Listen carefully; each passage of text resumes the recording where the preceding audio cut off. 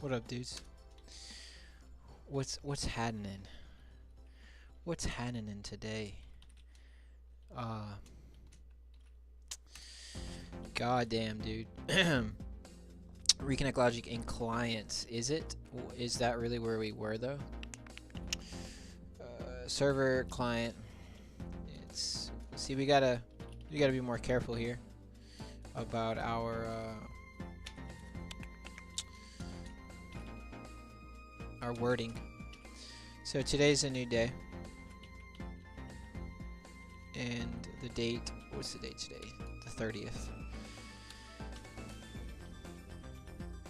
11:06. All right,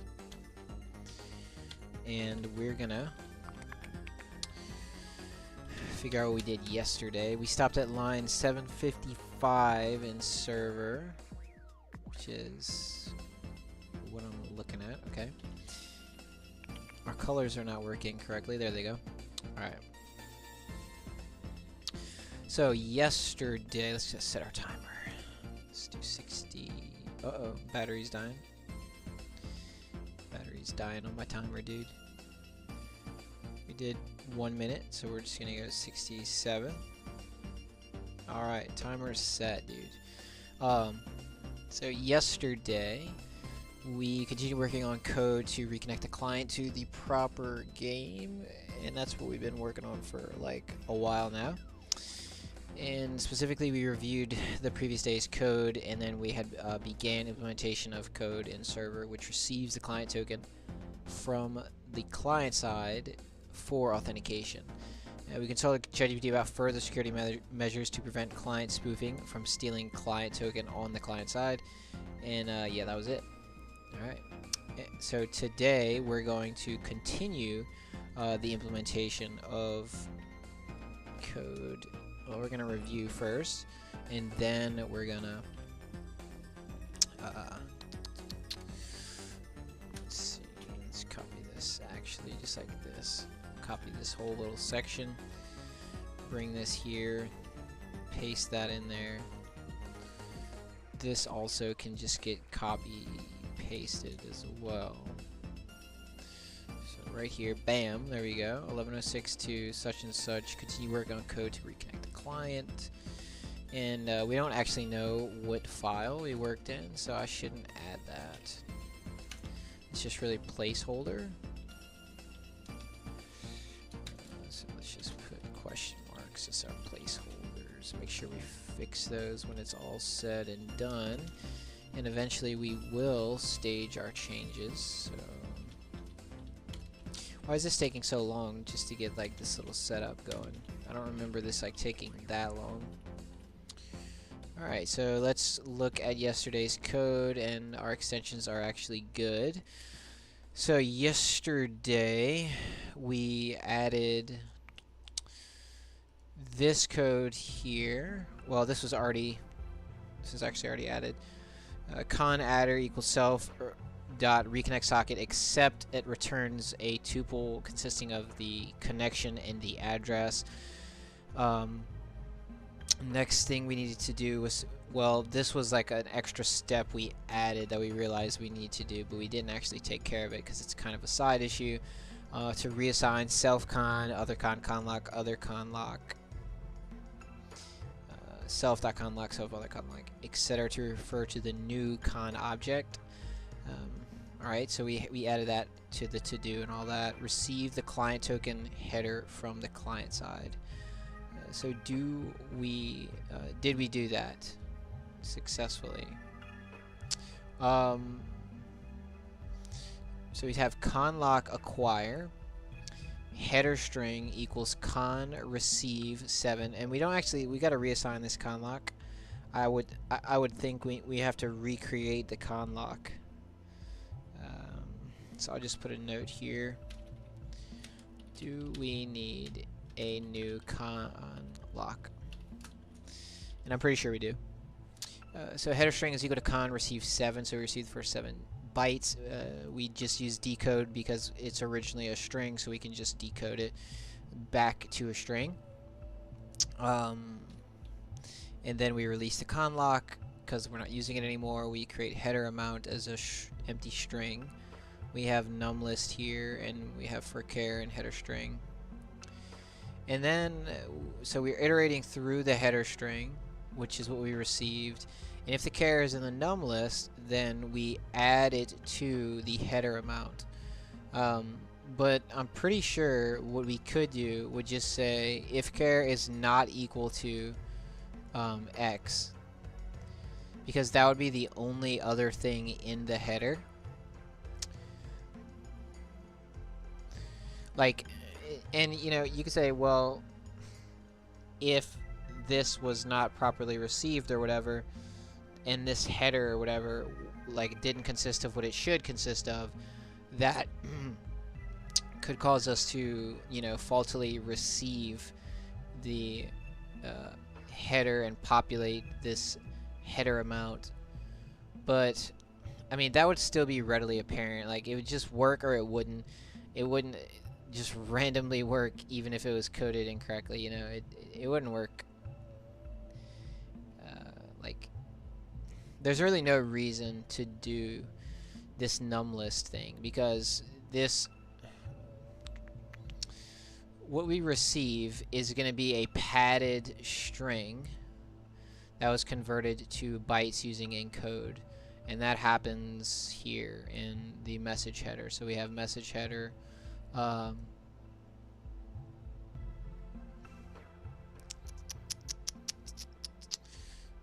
yeah, and all this ends up being is x's times the append_num plus the object size string, which is just a string number. So it was an integer, and then when you convert it to a string, so, you know, let's just say it was 55 integer, it just converts over to a string of 55. So then it's 55 and then what, 5 x's, so it's 55 x x x x x whatever. Yeah, so I think what we could do to improve this code just a little bit, it's not a huge improvement, but it just is smarter in general, would be to get rid of the num list altogether. Yeah, so we'll get rid of that num list, and let me just look at it real quick. I want to, because I'm going to go ahead and change it, and I just want to make sure before I actually change it that it is indeed like good to be changed. So I'd say for char and header string, that's going to be the padded string we decoded and received. So it's going to iterate through that, and it's checking currently if it's in the num list. So it's got to check all these, it's got to check 10 different elements, you know, per, that's just a lot. Instead, we could just check to see if it's not an X. Yeah, I don't think there's anything wrong with that. We're just going to get rid of this. So goodbye to num list. Then we're going to say if char is not equal to X, right? Because that is what it is, right? It's a string X. Yeah. So if the char is not equal to X, meaning it starts off with the numbers, and then the rest of them are padded with X's. So once it hits that first X value, we can go ahead and break. And honestly, we could just say if char is equal to X, break. Like, but we do want to populate the header amount, so like we have to do that. Yeah, so I think this is a better way. So now we just iterate through the header string, check to see if that character is not equal to X. Yeah, as long as it's not equal. And why is this white?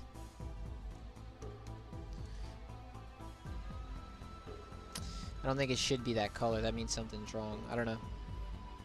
So if character is not equal to X, then header amount plus equals char, and then once we hit the padding, we break out. And we don't know why we subtract 33 here. There is a reason for that. We have to figure that out.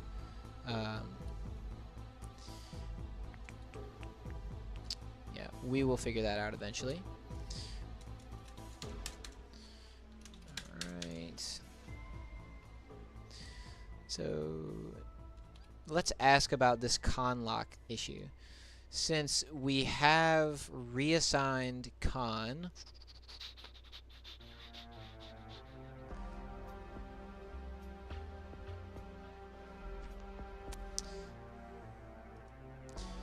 well, actually, that doesn't matter, right? Yeah, because the lock itself, I don't think the lock itself is not connected to the lock itself is not connected to the associated object. In this case, the associated connection. It's just not. It's a standalone lock. There isn't a lock. Doesn't like have. It's not like a dictionary or something that connects to one thing or another. It just exists. And if two things try to use that lock at the same time, it's not gonna work.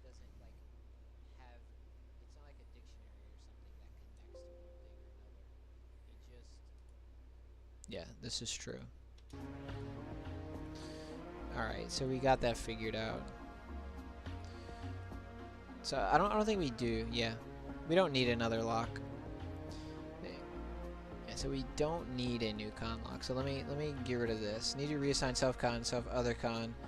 So we don't have to reassign con lock or other con lock.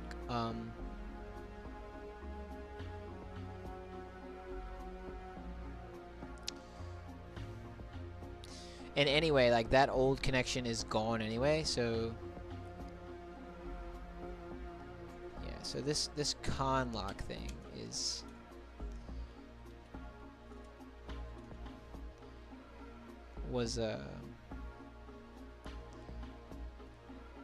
not correct. I thought we added that as a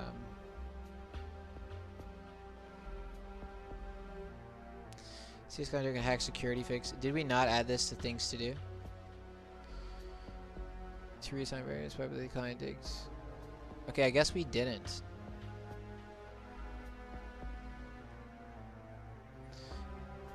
To review client token. So everybody create the client ID token dictionary to populate the create device code to reassign various adders. Okay, no, we do have it. Here it is. I need to, yes, this needs to be revised. Conlock, self conlock, other conlock. That's goodbye.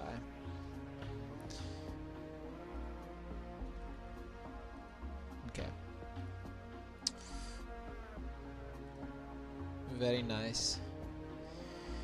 So we don't need a new conlock. We can use that old one, which is cool.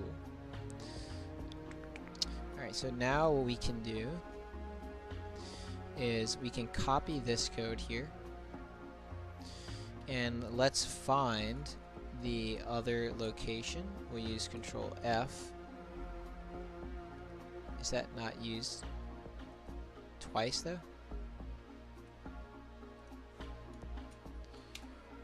Okay, we have a different comment, that's why it doesn't show up. Okay, so this is the section right here.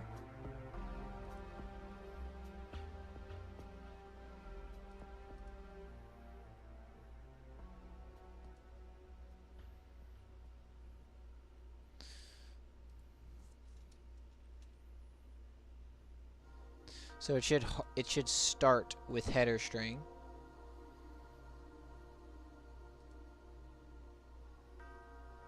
Because we already have the lock acquired in that scenario. So right here we need to not include the conlock acquisition in that function call. So instead we would do copy this with the header amount. now we go back over here. We start with the header string, and we paste this new code in here. So now we save a few lines, and the indent should be as follows: header string, conlag release header amount, and then 4. So all that should be at the same indent level, right? Yes, this is not my vibe. Not at all.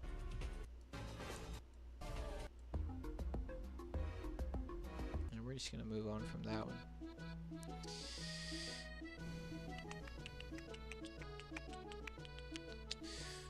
Alright, so we have the duplicate code that needs to be converted to a function. So this should be modified 730. We did change it. Translates header string into a final header amount to the exact byte length of the object to be received. True. So now we can copy that comment. It should have already been there, but it wasn't. So let's add that, because we do want a comment with our section.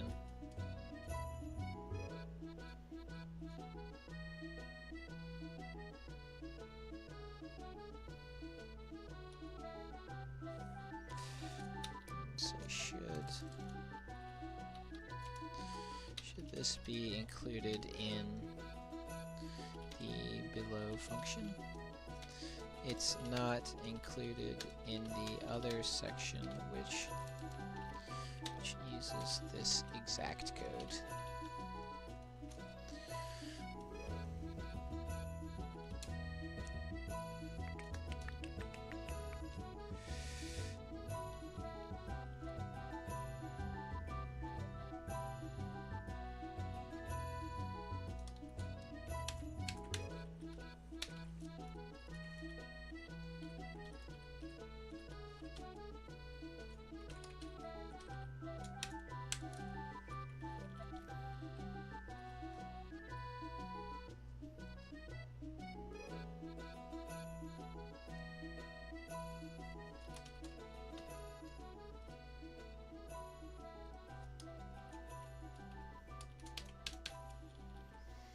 Alright, so what we really need to do is we need to go ahead and convert this to a function, because it's I don't like the fact that it's not a function. It needs to be.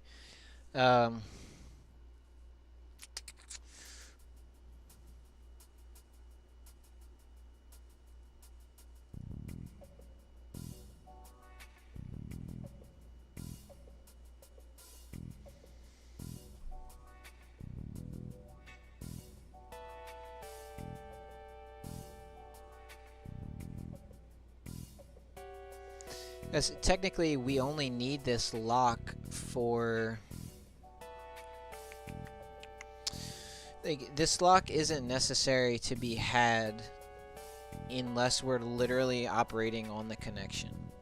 So it really only needs to be acquired, like, well, okay, I see why we're doing it, because we're checking the ready. That makes sense, I guess. Okay, so I see why we did that. So instead of just acquiring it, then releasing it, and then acquiring it, then releasing it, we just, well,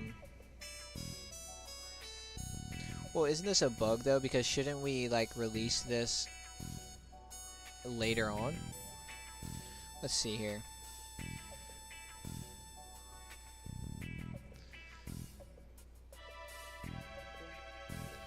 Like, do we not subsequently release this conlock? So we say else here, but the else is connected to the if ready. Okay, so we have else, and then it gets released. But why would we not just acquire it using with? Like, Why do we not just acquire and release immediately right here?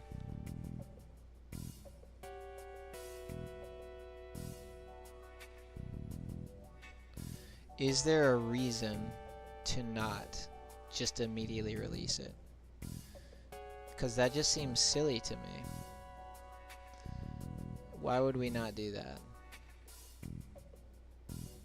So if it's ready, we acquire, check ready, if ready, and then we still have the con lock acquired. So if it's not ready, it will come down here to else, and then we immediately release the con lock. So we only created the else clause specifically if there's nothing to be received. But is that not silly? Why would we not just release it? Was it just to save the line of acquiring it again? That just seems very silly to me. Because, you know, sometimes there's not such obvious reasons for why you did something. There might have been a good reason that I did it. But currently, as I'm looking at this, I do not see that there was a good reason for me to do this. Yeah. As a matter of fact, there's no good reason. This is the only thing that's in this else. So what we're going to do is we're just going to get rid of this because this is silly. And then we're going to go all the way back up yonder. Way up fucking yonder to this part. And what we're going to say is we're just going to say with con lock. Boom. And then we're going to do ready. And then we're going to get rid of that shit altogether, because with conlock automatically handles acquisition and releasing of the lock. Doesn't acquisition make you sound smart? Like when you say the word acquisition, it just makes you sound like you're a smart person. Like I feel really sophisticated if I say the word acquisition. So with the conlock we do that, and then we just would do it again. There's no big, it's like, what's the problem here? Because we want our program to be nice and lean, there's no reason for us to lock. Or did we want to lock this entire section?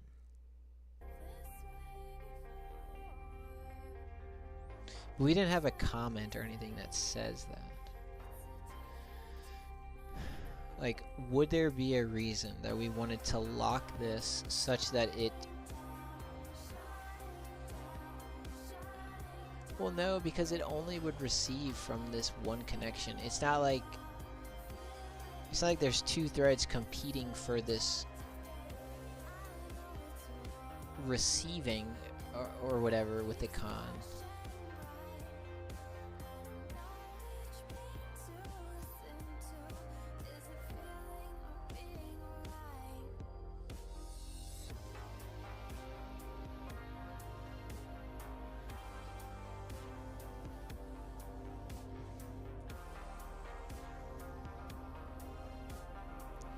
See, now I'm forgetting how that works exactly. So on the server side, there is a connection that is shared between threads. That's why we have to use a lock. And the way that it works is, why do we use a lock? Like, why is it a shared connection? Well, that's because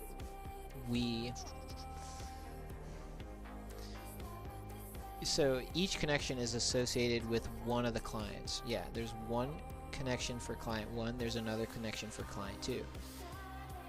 Let's just say we're on thread 1. On thread 1 on the server side, we have this connection to client 1, and we will send data to that client. And then, okay, right, and then eventually we would send the same data, like if we change the player's name, we want that to be reflected on both clients. So from the client 1 thread on the server side, we will send through this con, which is to client 1, player 1's new name, and then we will also send that to client 2, which would be in terms of other con. So then that means both threads are accessing this connection. It's just to send data.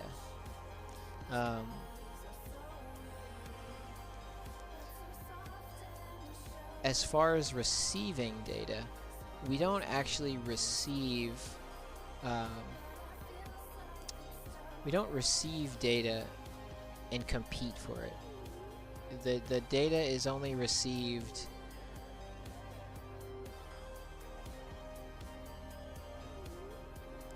I don't think it really matters what the action, if you're sending or receiving, you have to lock that con regardless. It's like you're going through the connection to execute an action. And I'm quite certain you need to have a lock on that connection. So my question that I was wondering about is there an issue with us using, like, well, would we need to lock this entire section all at once, or could we have the lock get acquired right here and then release it so that the other thread could deal with it, and then acquire it again right here? Like, is there a reason to lock this entire section?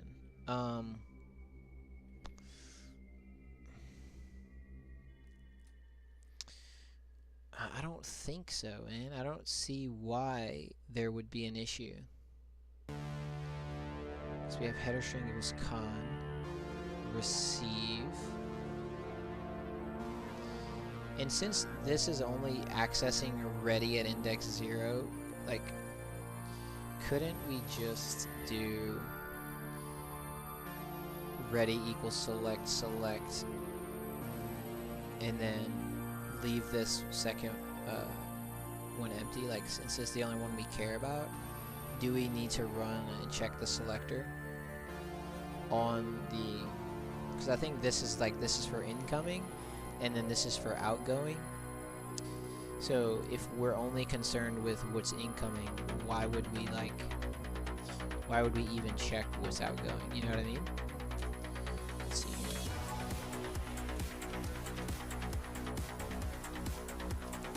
Since we don't actually use ready at index 1 here, couldn't we just change this line to check,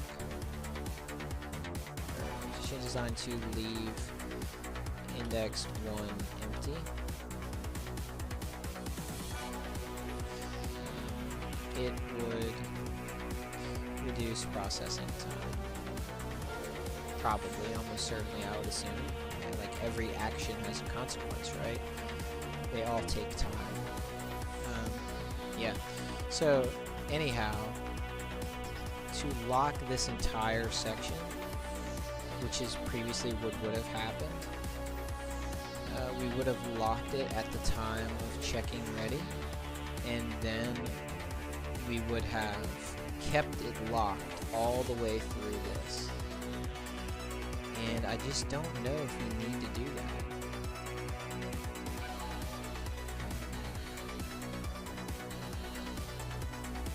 That just seems silly, right? Because if we did that,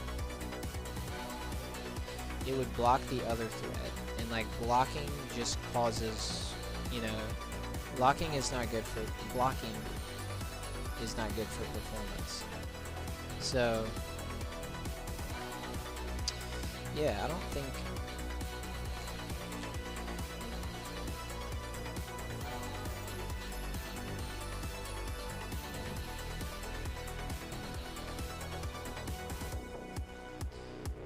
there's no reason, I don't think. I can't think of a good reason. to lock this whole thing.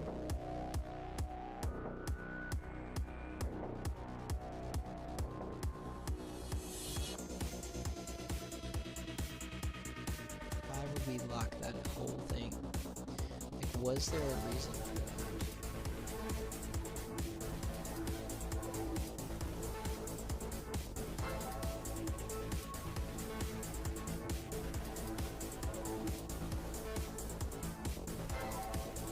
Locking the entire process, that's a lot to lock. Like that blocks for a long time. This is a lot of stuff that happens. And I remember debating that, like, do we need to lock the connection?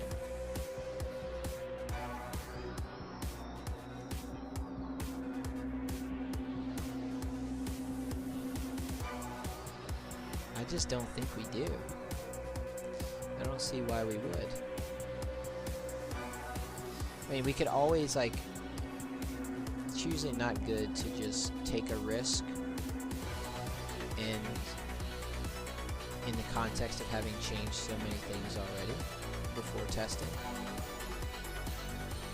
But since we're using conlock again and again here,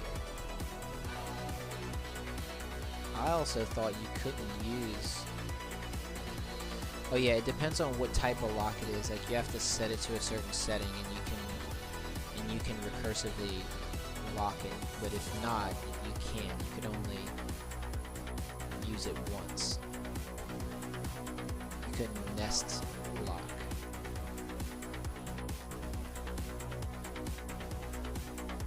So I would say we'll opt for the performance, and we're not gonna lock this entire section, because that is so much code. Did I really lock that entire thing? Let's go back and see. I had that entire section locked. Let's go back to how it previously was. So we had the else here, and this was attached to, so all the way up here we acquired the con lock. Yeah, so that locked the con for a very, very long time. For the entirety of all this entire if ready, the other thread would not be able to, like, do anything because it's sitting there waiting. And that just seems like a massive bottleneck on performance. It's just, it doesn't make sense. The only reason we would want to do that is if, like, you know, there was a good reason to do it. Obviously, like, we would only do it if not doing it was a problem. And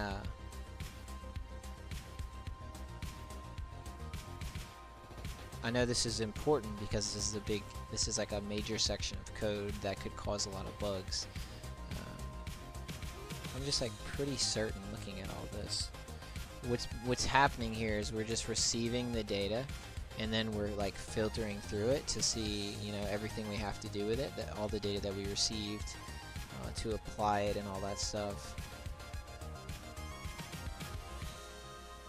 But I don't know why that entire process would need to be blocked.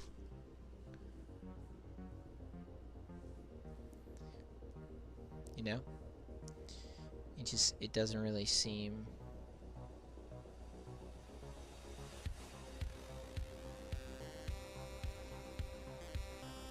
It doesn't make sense. Yeah, so we're gonna go ahead and change that. Yeah, I feel safe doing this. So now we're just gonna use with conlock here. It's gonna acquire the lock for this ready. It's immediately gonna release it, and then we're gonna reacquire the lock again. So then we would say with conlock, run this code. And then we don't actually need to release it because we're using with, right? So it's automatically gonna get released. So now we just have with conlock check ready. If ready, then use conlock again to receive from the con. Then we just run the rest of this as normal. And then see, because we use with conlock again anyway, like, so it's kind of like silly, right? It doesn't make sense as to why we had that overarching lock. So I think we're good. I don't think we need to. This is old. I can get rid of this comment, I believe. Implement perfect save system here eventually if true, if you want to read below line proposition. Add logic for saving the file. Creates you want to save this. Yeah, this was old. I love getting rid of old code. Rest in peace.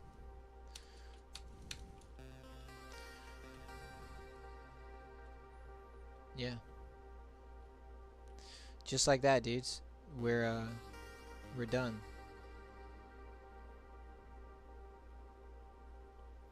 Okay, and if type of the core data is equal to a list. Blah blah blah. Receive copy list. Like if something else needs a lock, let the other lock handle it. You know.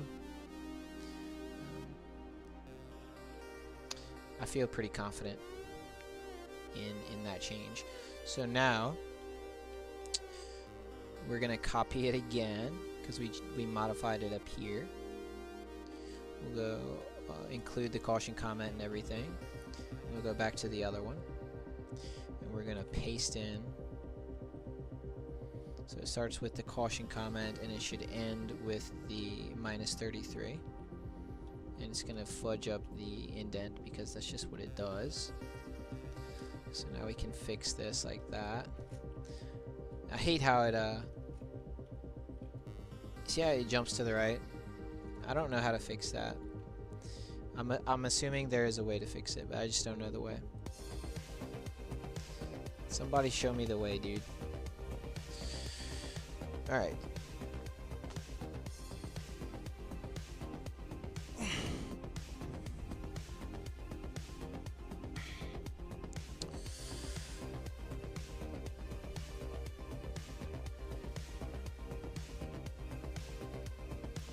So we're gonna convert this to a function real quick. Where do we want to define this function at? I just feel like it's the time to do it. I don't like duplicate code, especially code that's more than just like a couple lines. So this little section here, basically from this line onward to here, I would like it to be a function. And it's basically the same code that we use here. Well, no, it's not. We use it in receive, rather. Here it is.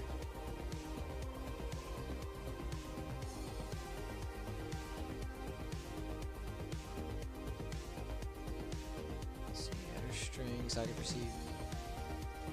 So we can get rid of this num2, and then we'll just change that to in header string. If character is not equal to X, so as long as the character is not equal to X, we would append it to the header amount string.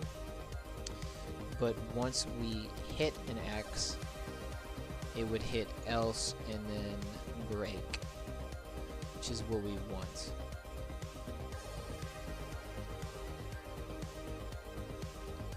Yeah, and I don't think this affects like anything else here. So yeah, let's just review. So we have header string socket receive 7. So we have it, we decode it back to a string, header amount, iterate through the header string, check for each char to see if it's not equal to X. If it isn't equal to X, which means it's still the integer string, then we would append that to the header amount.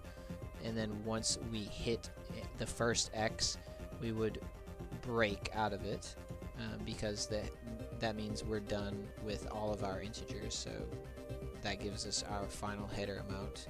We then convert that back into an integer, and for whatever reason we subtract 33 from it. We don't remember why.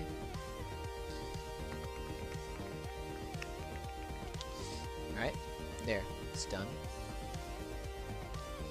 So let me just add that in the devlog. I'm probably never gonna look at it, but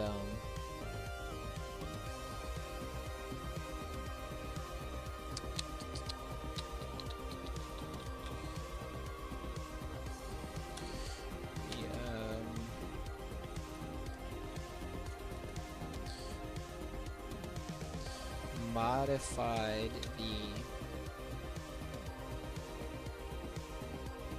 code which handles the header, which handles receiving and parsing the header string.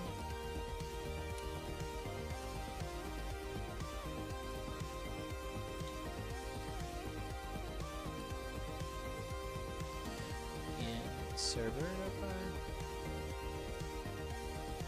and in network.py, because that is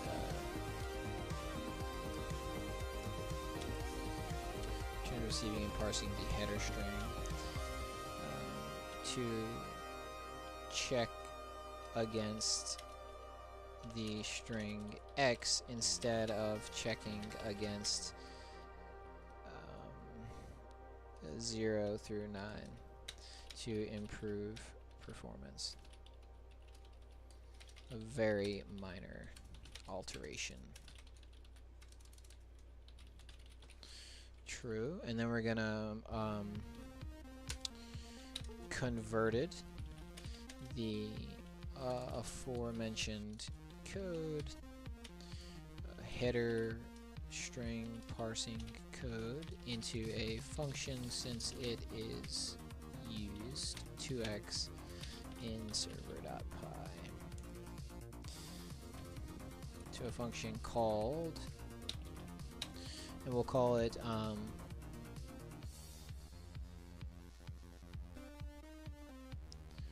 we call it parse header string.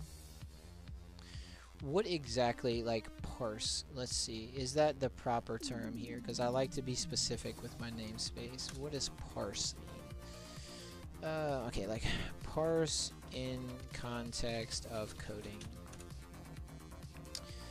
Parse to analyze a piece of data or text, usually a string file, to break it down into structured format, so programming and work with it. Yeah, I mean, I guess like that would be a parse. Yeah, like that's. It means we want to analyze a piece of data or text, string file or input, and break it down into structured format. Yeah, that's a good namespace, I think. So we'll call it parse header string. Or would you say parse header? Or rather, parse received header. That is a really good name, I think.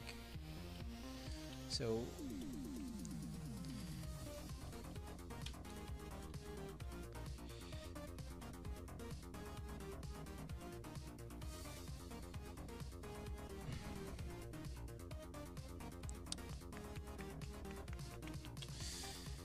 but where do we want to create this code?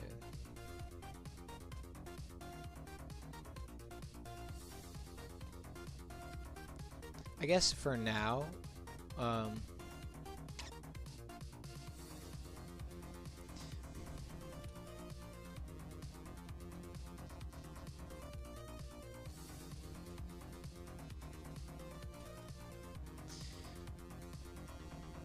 it's used here, and where else is it used? Let's see. This is very tedious, right? It's just tedious. So it's used in the context of threaded client, and then it's used in the context of threaded client again.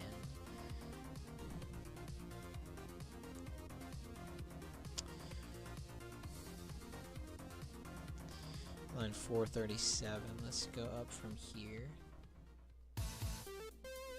We don't really want this to be like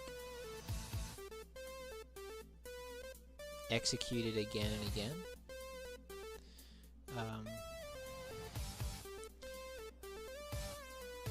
I would say, you know, we could probably create this just as a regular method and make it be a static method. Am I wrong in saying that? I feel like that would be perfectly fine to do.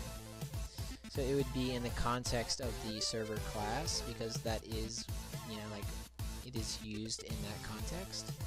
So organizationally speaking, you could do right here. And I don't think this would cause any bugs, right? So we would just say def parse received header, and it would have to take in the con. Say Acon and Young Jeezy for sure. And we say at static method. And what the fuck am I listening to right here? You know I don't like words. Chipwave? I'll let you slide, dude. I'll let you slide. Parse received header is a static method Acon. So we do need to add our comment here. So say below function. Created 7:30:25. Args. First one is going to be Acon, and that's going to say type would be socket connection, and then the purpose would be the connection, or let's say the socket con, to operate from. And then we'll say function purpose is to parses the received header. Yeah, just the received header.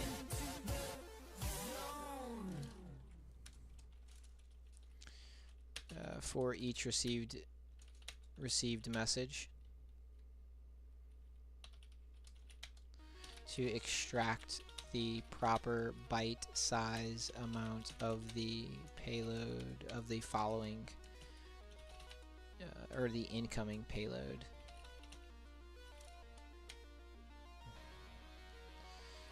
The next incoming message. I guess that would work either way. Message payload. Yeah, so there we go. Args equals Acon. Type is going to be socket con. Purpose is going to be the socket connection to operate from. The function purpose is to parses the received header for each received message from client side. To extract the proper byte size amount of the next incoming message. Right. So now we can put our div here, and then we'll put the code in there. And we're going to have to use the con lock. Well, we can use the con lock on the function call itself. Because if we were to... I don't know. I get confused about that. If we were to use the con lock in this context, since it hasn't been created at the time that this function gets defined, would that work? Or would it like... I always get confused about that. Sometimes there's like a rule where it will let you do it.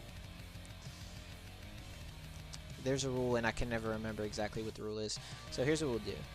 Since it will just throw a hard crash if it doesn't work, what we'll do is we're going to just include it, and then if it doesn't work, it will reveal that it doesn't work, you know, by not working. You know what I mean? Straight up.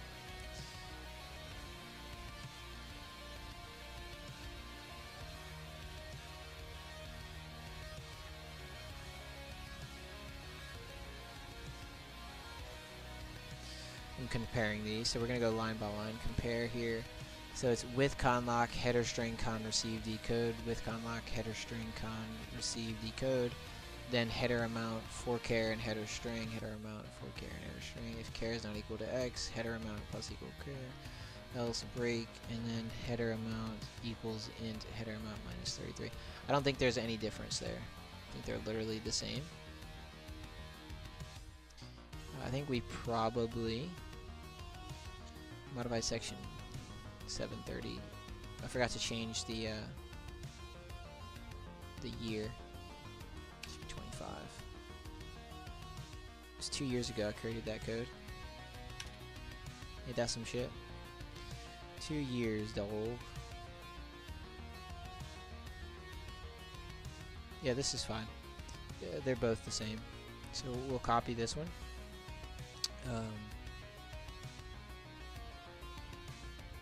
Get rid of this comment, as a matter of fact. And we're going to get rid of that because we're about to put it inside of a function. And then we're just going to copy this entire thing right here. We're gonna get rid of it, right? Yeah, we're gonna delete that. Copy, delete. Then we're gonna call that function. So this would call parse header, parse received header. And then we have to pass the con in. So it's a con. And doesn't it return? Yeah, it's gonna return right here. We do the same thing. So we get rid of this. So we actually have to get it to return. So we have to change the code just a little bit, right?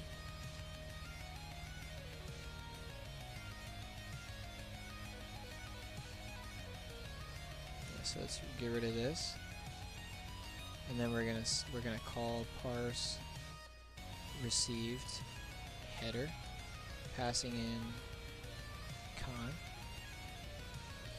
We need to modify it such that it will receive the or return rather. So now this doesn't exist. That was the correct indentation, right?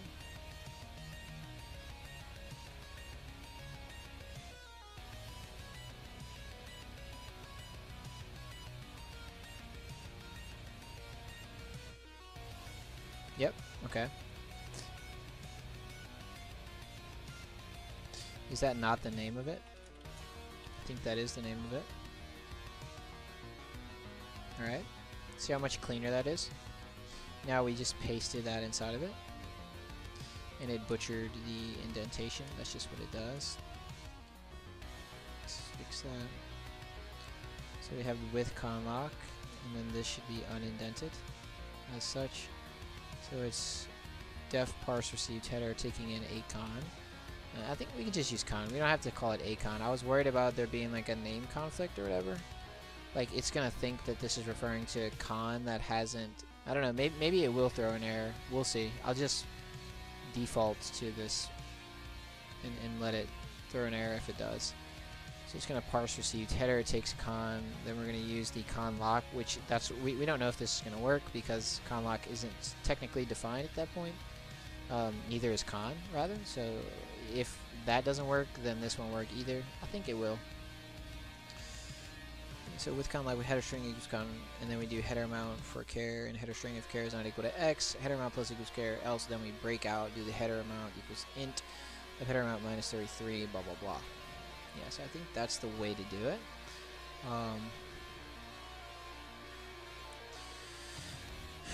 Yeah, now we just have two function calls, right? See, look how clean that is. Boom. Oh yeah, we have to modify it so that it returns the header amount. So then we need to say return header amount. Oh shit. And then we need to say header amount. Just copy this right here. header amount equals parse received header. And there we go. We do that again. We say header amount equals parse received header. And yeah, I think that's pretty much it. Dum dum dum dum dum. Dum dum dum dum dum dum. Everybody loves that song. Come on, baby. Header equals parse received header, baby. Yes, yes, yes, yes, yes. And we're done with that.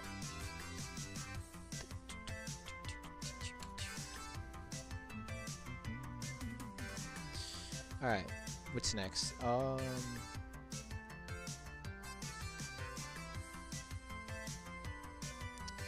Honestly, we're good. So okay, yeah, we go to devlog here. Converted the aforementioned header string parsing code into a function called parse received header, since it's used 2 times in server pi.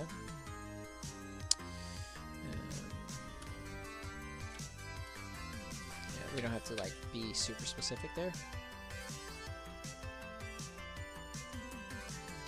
Okay, right, and then we continued implementation of code in server pi. Right. Alright, so now let's go back down there. We can see this here. To reassign various blah, blah, blah, blah, blah. Yeah, we didn't have that as a thing to do.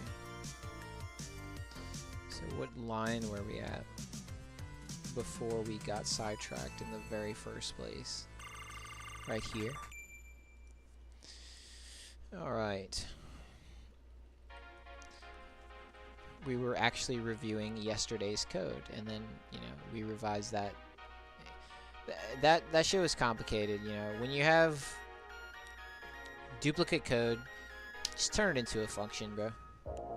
Because then you're gonna like have to modify it there, and then you're gonna modify it over there, and then like if you don't modify the other location, every time you modify the other location, it just becomes this like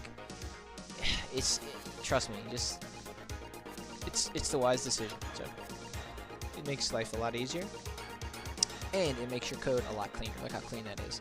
So we just do con adder equals self reconnect socket accept. So we accept that connection.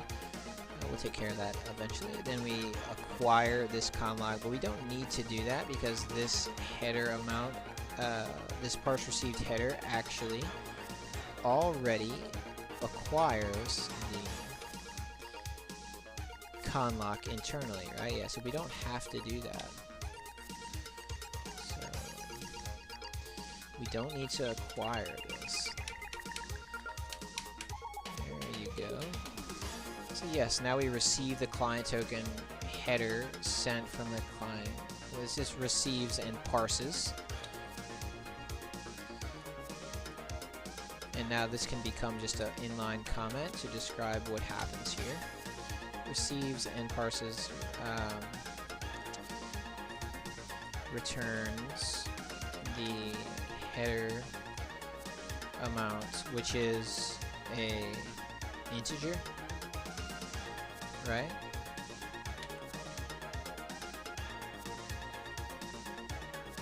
Yeah, it's an integer.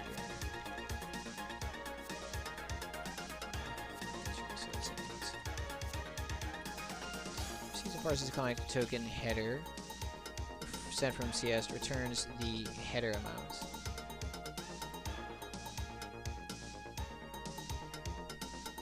Alright. And then we must modify below section corresponding section in client to send the client ID along with the token, so we don't have to extract client ID from the payload. Righteous, righteous. Receive the serialized client ID and client token sent from the client side. So then we use the header amount to receive the serialized, and we need to use the con lock here with con lock. See, I'm remembering to do things that need to be done.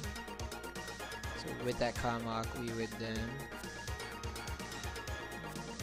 do serialized receive client ID and client token using con receive the header amount, because it's gonna, yeah, right, that's gonna be a serialized object that we receive. And we want it to have the client ID and the client token, which we have to modify the code to do such. So just put this needs to be done so I don't forget. And then deserialize the serialized client token sent from the client side using pickle loads.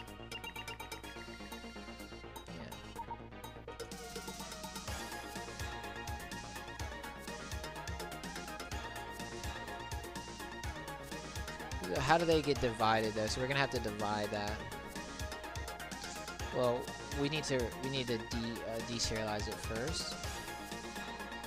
So this would just be called instead the deserialized received client ID and client token equals pickle loads, taking in the that was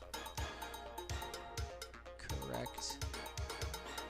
Taking in the serialized received client ID and client token.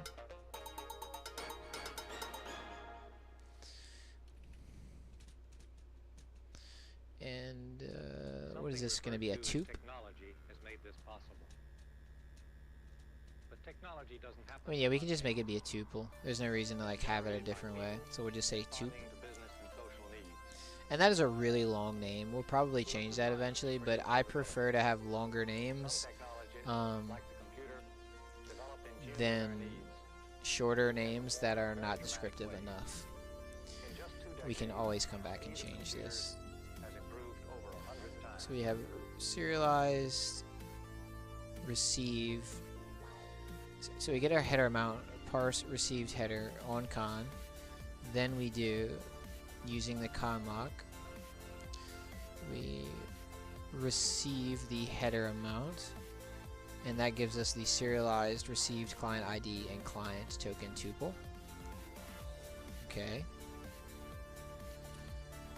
And we don't even need a comment for that. That looks like it's good, so I'll give it the discount double check. This code all seems good so far. Alright, then we need to deserialize the client ID and client token tuple. So we say deserialized received client ID and client token tuple is equal to the pickle loads on the serialized received client ID and client token tuple. So now we delete that. Alright. And that looks good as well. And then we need to divide the tuple. So let's see here. Now we need to change this. Separate the client ID and client token from the tuple. So to do that, we would say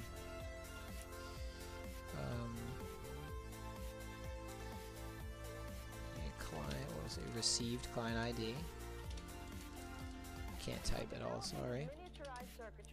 Equals did deserialized received client ID and token tuple at index 0, and then the received client token is going to be the deserialized received client ID and client token tuple at index 1. And we need to verify. What the fuck did I just do? We need to verify proper index or above 2x lines. Okay. So we have the received client ID, received client token. We need to. So now we just need to modify the corresponding section in client pi. So now we need to compare the received client token against the original token via checking the client ID client token dict. Right. Alright, so we can put this right here. This will just be changed to be a regular comment. So this compares received client token against original token via checking the client ID client token dictionary. So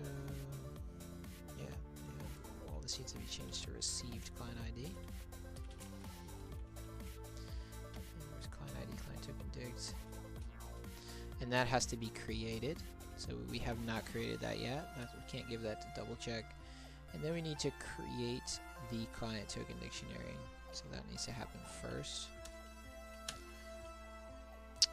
And then if valid, we would continue the game. And then if invalid token, send message client from the nearest spoofing or something.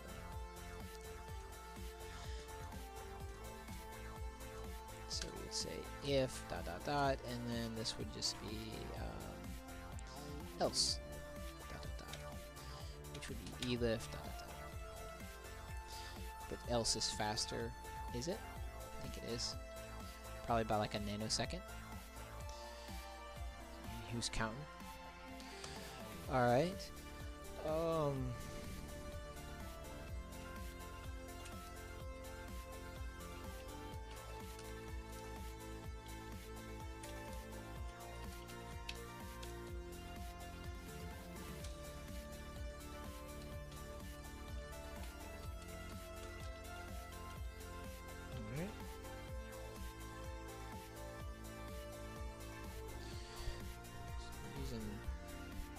Con close. Well, we need to lock that as well, right? Except, and then we do con close at the end. I feel like we should probably use the con lock for this, huh? With con lock, we do con close.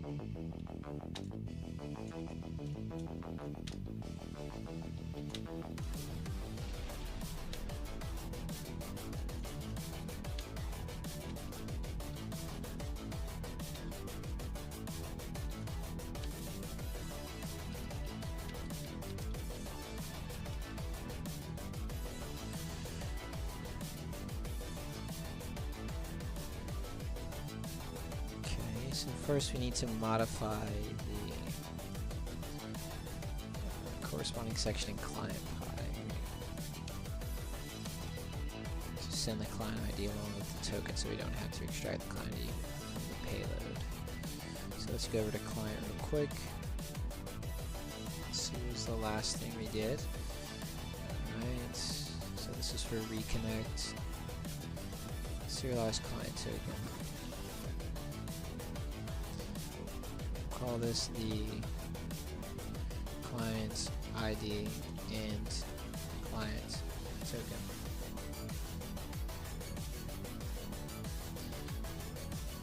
Where is the client ID at? Yeah, we have the client ID, so we would just say create a tuple. And the first thing is going to be the client ID. The second thing is going to be the client token. So we have a tuple, which is the client ID and the client token. Serialized client ID and client token. And then the message header, we run that on the serialized client ID and client token. And there's this needs to be changed to be the client ID and client token header. Send all the client ID and client token header, and then we would send all the serialized client ID and client token. There we go, that was fast. So let's review.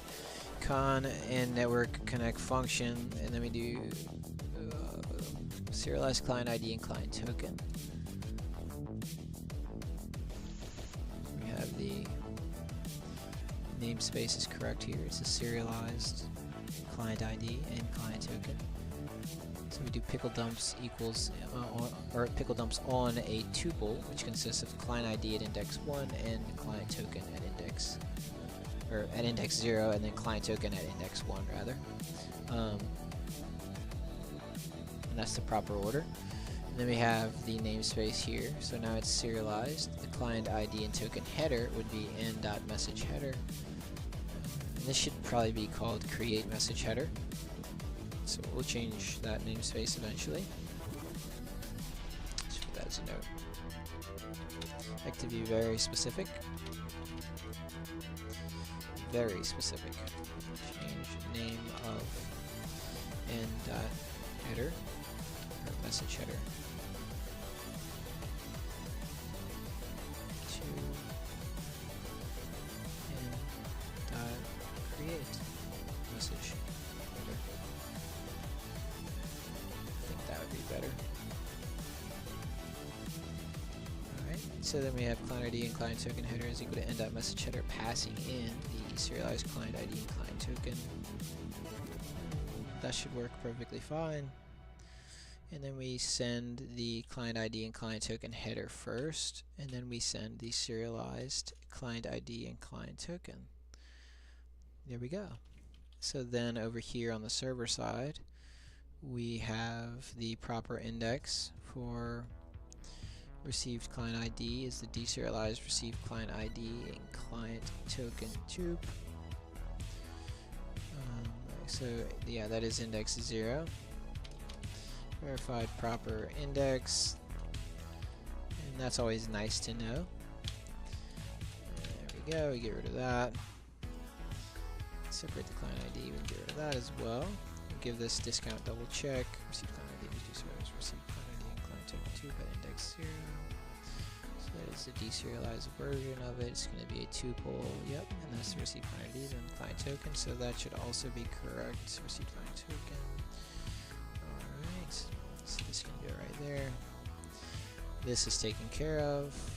Must modify corresponding section client ID, so we did that. Alright. Look how much better this looks. Now we need to create that client token dict at the proper location. Client ID, client token dict at received client ID against original token.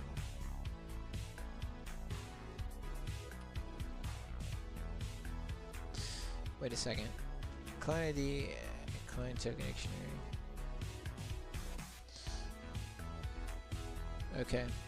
So we'll say original client token equals client ID client token dictionary at the received client ID against the original token. Yeah, so we have the original client token, and then we would say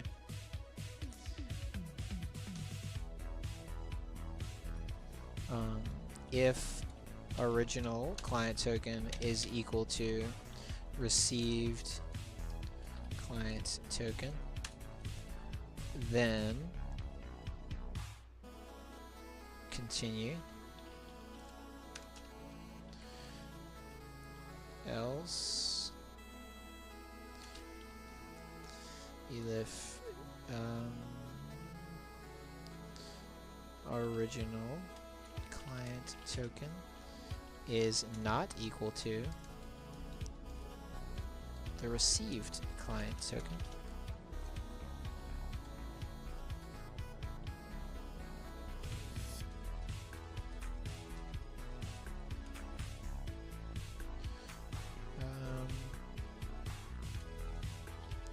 Tokens don't match.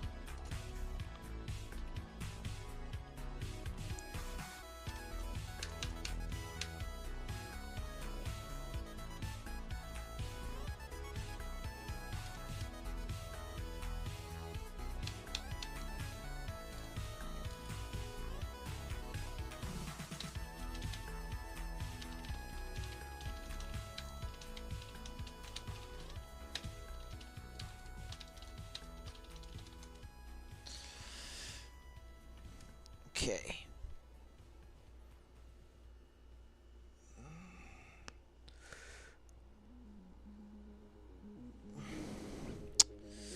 So that's it, right?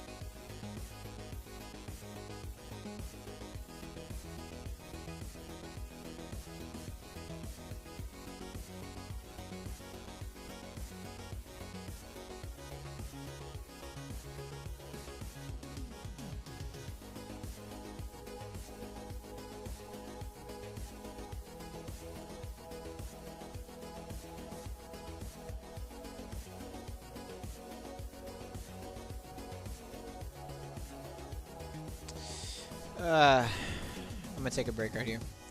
I gotta figure that out. I gotta wake back up. I'm feeling a little sleepy here. So we have self, reconnect socket, accept. Yeah, so we need to take care of this reassignment, and then we need to create the client ID, client token dictionary. And that should probably be an attribute of the server class. I suppose that it should be. Probably be an adder of server class. Or server instance.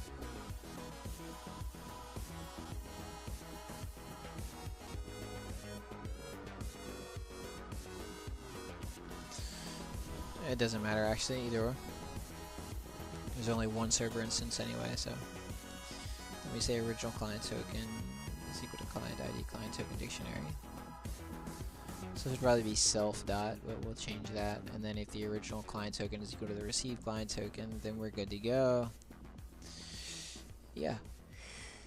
Okay. So, oh god, that was a good session, honestly. But it's always some extra sidetrack shit, but we did indeed do a good job. This is going to be 7:30:25. Stopped here. So we'll copy this, go back over here. It's like 7:25. Add line number 725 in server file. Yes, we got all this here. We did continue. Implementation code in server file which receives the client token CS for authentication. Yep. Okay. And we're not gonna stage and commit the. Well, actually, yeah, we'll do it. So this is from 11:06 to 12:25. We'll say 12:27. So that gives us 1 hour and 20 minutes. What do you say, 1.5? Give ourselves a couple extra minutes. So this was in the server. We'll copy that. Yeah, it mainly worked in the server file. True. Specifically to 12:25. Whoops.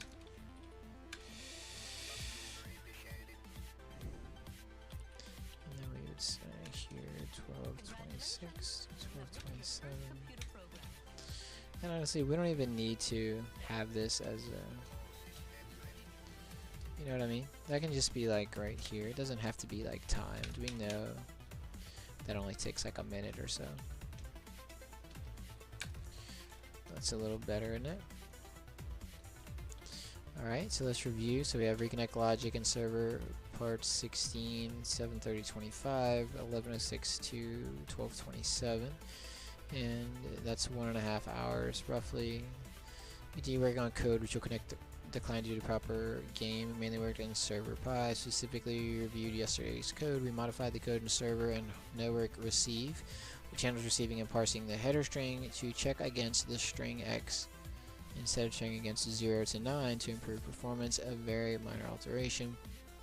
Converted the aforementioned header string parsing code into a function called parse receive header. Since it is used to it's in server pi. Continued implementation of code in server pi which receives the client token from the client side for authentication. Then we stopped at line 725 in server pi. That's right. So we have stage committed and push change remote repo, create a new local backup, so we'll go ahead and do that. Make sure we're on the right root of the project directory, which we are. We're going to check our branch. We're on the right branch, so we git add, and we're going to do git commit -m. We double quote paste. That's not right. We didn't copy our devlog. Let's try that again. Now we're going to do git commit -m, paste that in there. There we go. 5 files changed, 55 insertions, 75 deletions. Now we're going to get push. And there you go. Alright, so now we push to the remote repo, and yep, that's it. And we'll come back and do the rest of this. Let me see if there's anything in things to do. We didn't add CS going to receive the client token upon reconnect. No, we didn't. Well, we mostly finished that, but create server-side code and server to create the client ID token tags. We need to do that next. Create server-side code to populate the client ID. Yep. Create revised server-side code to reassign various adders for a new kind of object. That needs to be done. We're actually going to do that next. It's going to be the next thing we do. So it'll be at the tippity top right there. And then populate to the time of creation. To populate the client ID token. No. Modify code and hash token to use pickle instead of JSON. Yeah, we can use that. Why is this?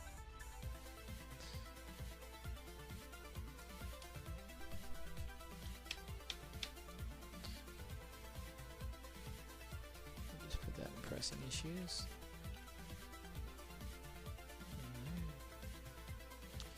Review recent work prior to test.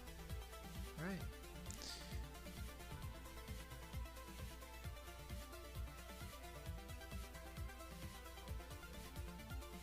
Yeah, we're almost done with this. We can get rid of this task because we're working on it. Like that's, well, I guess we'll review. Let's say review reconnect game. How about that? So we'll make this into this. So we're going to say review reconnect to game client by server pi.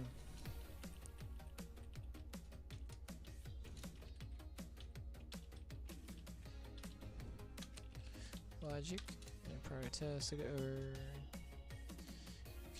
prior test my center format. Okay, that's one of the things we need to check. We also need to look over the two files and associated sections broadly, and then more detailed.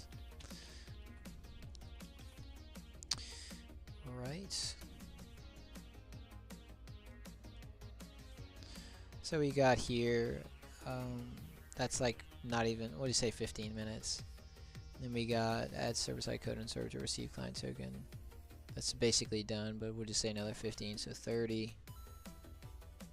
That's another 15, it's less than that, but 45, and then to populate this another 15, so that's 60.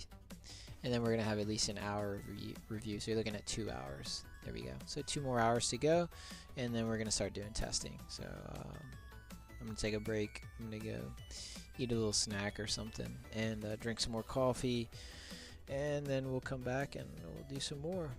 So I'm gonna try to do another session today. So we'll see if that happens. Anyway, if I don't